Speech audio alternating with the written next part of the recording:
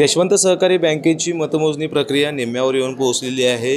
या दरम्यान आत्तापर्यंत अंगठी हे विरोधी पॅनलचे चिन्ह जे आहे विरोधी पॅनल आघाडीवर असल्याचं दिसून येत आहे।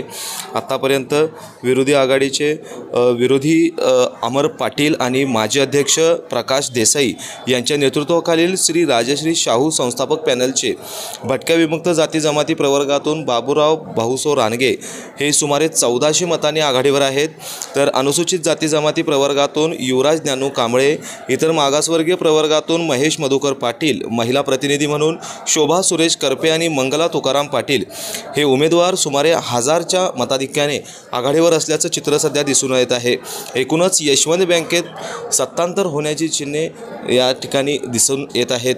दुसरीकडे टेबल क्रमांक 12 दोनवडे इथं मताच्या बेरजेमध्ये काही घोळ झाला असल्याचा आरोप सत्ताधारी आघाडीचे एकनाथ पाटील यांनी केलेला आहे।